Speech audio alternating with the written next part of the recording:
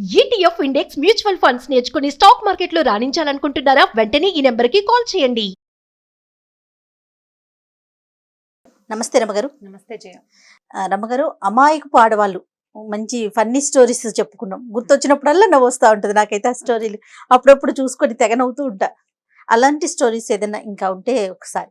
ఆడవాళ్ళు అమాయకంగా ఉంటారనగానే కాదని మగవాళ్ళు మేమెందుకు తెలివి తక్కువగా ఉంటామని ఆడవాళ్ళు పోట్లాడతారు. కథ కదా, ఇది కథలాగానే తీసుకుందాం. అయితే ఒక ఊళ్ళోనట ఒక రైతుడు. ఆ రైతుకి భార్య లేదు పాపం. అయితే ఏంటంటే ఆయన పొలంలో పనిచేయడానికి కొంతమంది మనుషులను పెట్టుకున్నాడు. ఆ ఊళ్ళో ఒక అమ్మాయి వెంకమ్మ దాని పేరు. వెంకి అని పిలిచేవాళ్ళు. కొంచెం వెర్రిదనమాట, కాస్త అమాయకపు ధోరణి. ఆ వెంకి చాలా పనిమంతురాలు, పెళ్ళవల, కాస్త వయసు ఉంది కానీ. సరే, ఆ వెంకిని కూడా పొలం పనికి పెట్టుకున్నాడు. ఏం చేసేది, పొలం పనిలో పనిచేసి సాయంకాలం ఇంటికి వచ్చి వాకిళ్ళు ఊడ్చి ఇల్లు ఊడ్చి కోట్ల దగ్గర పనిచేసి ఒళ్ళు దాచుకోకుండా పనిచేస్తుంది అనమాట. మంచి వెంకి. కానీ వెర్రి వెంకి అనేవాళ్ళు. వెర్రిది, దానికి తెలియదు పాపం. కొంత అంటే ఏం మాట్లాడచ్చు ఏం మాట్లాడకూడదు కొన్ని తెలియదు అనమాట.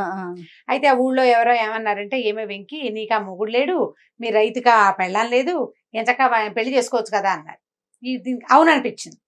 అంతేగాని రైతు ఎక్కడా నేనెక్కడా, నన్ను ఆయన పెళ్లి చేసుకోవడం అలా ఊహ రాలేదనమాట. ఆయన కనపడంగానే నన్ను పెళ్లి చేసుకోవచ్చు కదా అంటాం మొదలుపెట్టింది. ఈ పనులన్నీ నేనే చేసి పెట్టినా కదా, నన్ను పెళ్లి చేసుకోవచ్చు కదా అంటే ఆయన విసుగు. అదంటే ఇది ఒక వెర్రి మొహంతి, దీన్ని ఈ వెర్రి పిల్లని ఎలా పెళ్లి చేసుకుంటాం, తెలివి తక్కువ దాన్ని చేసుకోవాలని ఎవరు అనుకుంటారు. తెలిసి సరే ఏం చేశాడు, ఆ వద్ద కాదనేవాడు. ఈ కానా పడ్డప్పుడల్లా ఇప్పుడు ఓసారి వద్దంటే మామూలు వాళ్ళు ఏం చేస్తారు, కాదంటే వదిలేస్తారు. అతనికి ఎదురు పడకుండా ఉంటారు. తెలివైన మామూలు జనరల్ వాళ్ళు, తెలివి కాదు సాధారణంగా. ఈ అమాయకత్వంతో కనపడ్డప్పుడల్లా ఓ నన్ను పెళ్లి చేసుకోవచ్చుగా అని అడుగుతుండేది. ఓ రోజు ఏం చేశాడట ఈయన, ఇక దీన్ని టార్చర్ పడలేకపోయాడు ఆయన. ఓ రోజు ఏదో దొడ్లు బాకెట్లో పనిచేసి చాలా పనులు చేశాక సాయంకాలం 7 గంటల వేళ ఒళ్ళే రక్కండా పడుకుని నిద్రపోతుంటే వాళ్ళ ఇంట్లో ఒక పని చేసే ఇంకో చాకలి పిల్ల, అది ఈయన ఇద్దరు కలిసి ప్లాన్ చేసుకుని ఏం చేశారట, ఆముదంలో అంత కాటుక కలిపి దీని ఒళ్ళంతా పట్టించేశారు ఈ అమ్మాయికి. మొహము, చేతులు, పాదాలు, మెడ గిడ అంతా, వీపు అంటే బ్లౌజ్లో నుంచి పైకి కనపడే భాగాలంతా కాటుక పట్టించారు. నల్లగా కనిపిస్తుంది. అయితే ఏమైంది, ఈ అమ్మాయి నిద్ర లేచింది. కొంచెం తెల్లారేసరికల్లా నిద్ర లేచి బయటికి వెళ్ళేసరికల్లా కేవ్వమని అరిచి భూతం భూతం భూతం అని అరిచారు ఆ ఎదురుపడ్డ వాళ్ళు ఎవరో. అనగానే అదేమిటి నేను వెంకిని కానా, నేను భూతానా, నేను చచ్చిపోయానేమో అని అనుకుని ఏం చేసింది, ఆ రైతు గారి ఇంట్లోకి పోయింది. మళ్ళీ ఆ రైతుని దబా దబా తలుపు కొట్టింది. ఇదిగో నేను వెర్రి వెంకిని బతుకున్నానా, నేను చచ్చిపోయానా అంటే, నువ్వు ఎప్పుడో చచ్చిపోయావన్నాడు ఆయన. అనగానే ఈవిడ యథాశక్తి నమ్మేసింది అనమాట. చచ్చిపోయాను అనుకుని సరే ఏముంది, ఎలాగో చచ్చిపోయాను, ఇంక ఇక్కడ నేను పని చేయటం ఎందుకు, చచ్చిపోయిన వాళ్ళు ఎవరు పని చేయరు అని చెప్పి అలా నడుచుకుంటూ పోతే ఊళ్ళో ఎవరైనా దీన్ని చూడంగానే కేవ్వని కేక పెడుతున్నారు. సరే ఏమనుకుంది, అమ్మో అందరూ అరుస్తున్నారు, భయపడతారు, పిల్లలు జడుచుకుంటారేమో, ఎవరికి కనపడకూడదని దూరంగా కాస్త పొలాల దగ్గరికి పోయి ఎక్కడో ఓ చోట కూర్చునేసరికల్లా ఏమైంది, ఆ పూట తిండి లేదు. అంతకుముందు ఏదో పని చేసి రైతు ఇంట్లో అన్నం తినేది, ఇప్పుడు అన్నం లేదు సున్నం లేదు. అక్కడ కూర్చుని ఉండేసరికల్ అంటే దాని ఉద్దేశం అంటే పొట్ల అదేంటి నాకు ఆకలి ఇస్తుంది, నేను భూతాన్ని నాకు ఆకలి వేయకూడదు అనుకుంటుంది అనమాట. చీకటి పడే వేళకి ఇద్దరు దొంగలు కనపడ్డారు. వాళ్ళిద్దరు ఏం మాట్లాడుకున్నారు, ఒక గొర్రెని దేన్నైనా పట్టుకోవాలనుకుంటున్నారు వాళ్ళు. అయితే ఇది కనపడేసరికల్ బేరమని అరిచారు వాళ్ళు. ఒరే భయపడకండి రా, నేను భూతాన్ని, మీరేం భయపడద్దు, నేను మంచిదాన్నే, మీకు సహాయం చేస్తాను, మీరు గొర్రెలు, ఈ ఊళ్ళో నాకు తెలియని గొర్రెలే మందే లేదు, మంచి గొర్రెని నేను పట్టిస్తా కదా మీకు, నన్ను కూడా వెంబడి పెట్టుకెళ్ళండి రా బాబాబు, ఒకదాన్ని భయం వేస్తుందిరా అని. నేను భూతాన్ని, నాకు ఆకలేయకూడదు అనుకుంటోంది, కానీ నేను భూతాన్ని కదా, నాకు భయం ఎందుకు వేస్తుందో తెలియట్లేదు అనమాట, అమాయకత్వం పాపం. సరే ఇద్దరు దొంగలతో కలిసి ఒక గొర్రెల మందులోకి వెళ్ళిన తర్వాత ఏమంది, మీ ఇద్దరు ఇక్కడే ఉండండి రా, నేను లోపలికి వెళ్ళి పట్టుకొస్తాను, మిమ్మల్ని అయితే ఎవరైనా చూస్తారు, నేను భూతాన్ని కదా, నేను ఎవరికి కనపడను అనుకుంది. లోపలికి వెళ్ళేసరికి అక్కడి నుంచి నిలబడి అరిచింది, ఏరా మా గొర్రె పోతుందేనా, పొట్టేలిందేనా, ఆడదందేనా, బొగదాన్ని, పోతుందేనా, పెంటిందేనా అని అరిచేసరికి వస్తుంది. మొహమ్మడ అరుస్తావెందుకే, ఏదో ఒకటి పట్టుకురా అంటే, బాగా కొవ్వు పట్టినవే 2 ఉన్నాయి, పోతం కావాలా పొంటి కావాలా, రెండింటినీ పట్టుకుంది, ఏదో ఒకటి చెప్పండి అంటుంది. 2 సార్లు 3 సార్లు అరిచేసరికల్లా ఆ గొర్రెలు కాపర్ లేచి వచ్చి ఈ అమ్మాయిని చూసేసరికల్లా, ఈ గొర్రెని చేత్తో పుచ్చుకున్న మనిషిని చూసేసరికల్లా ఒళ్ళంతా కాటుకుంది, కాడిలిపోయి వాడు కేకలు పెట్టేసరికల్లా వీళ్ళేమో దొంగలు అనుకున్నారు, మన్నే పట్టుకోవడానికి వస్తున్నాడు అనుకుని వాళ్ళిద్దరు పరిగెత్తేశారు.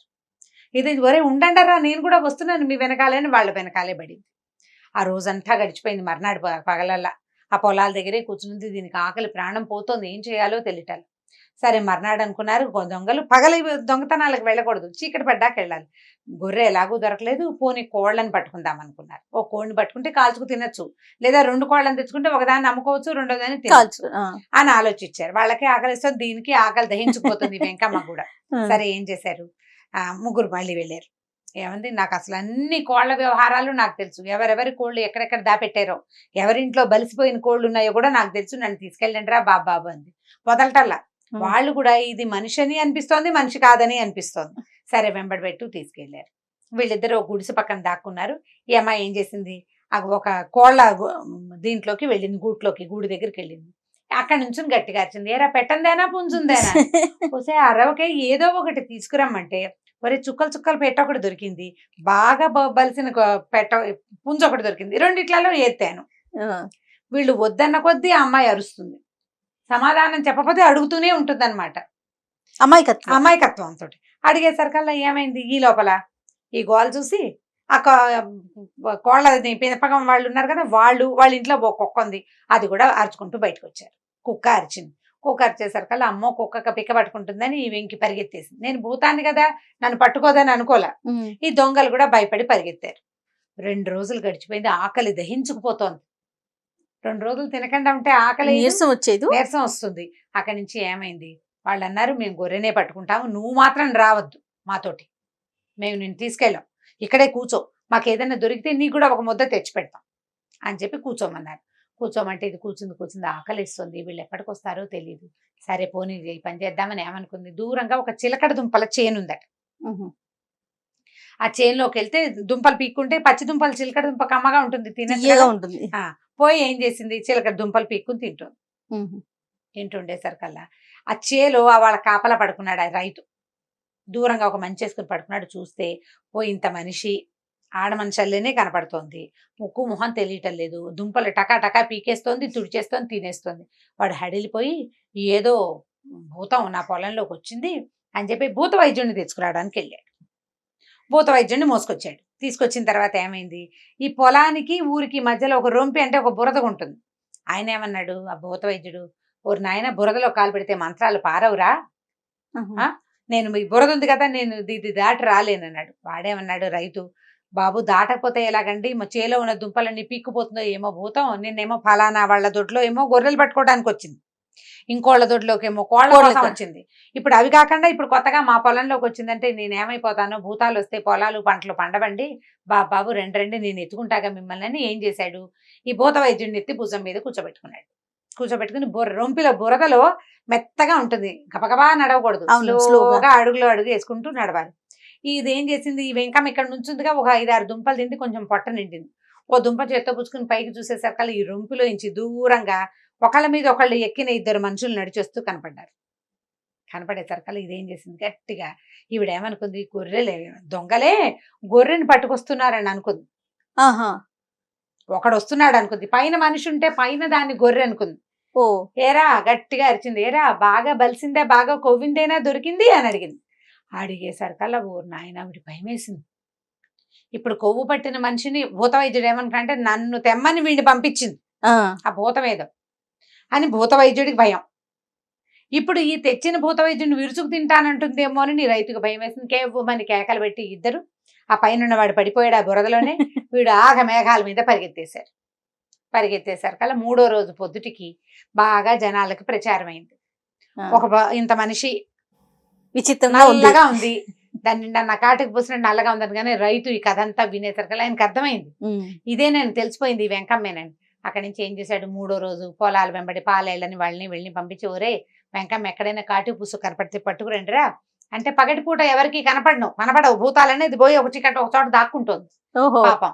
సరే ఏం చేశారు, వెతికి చూస్తే ఫలానా చోట ఉందండి అంటే, ఈ రైతు పోయి పిచ్చి పొందా ఇలా అయ్యావని ఏం చేశాడు, ఇంటికి తీసుకొచ్చి శుభ్రంగా స్నానం చేయించి, పోనీలే అమాయకురాలు ఏదో ఇంట్లో పని చేస్తూ పడి ఉంటుందని ఆ వెంకమ్మని పెళ్లి చేసుకున్నట్టు.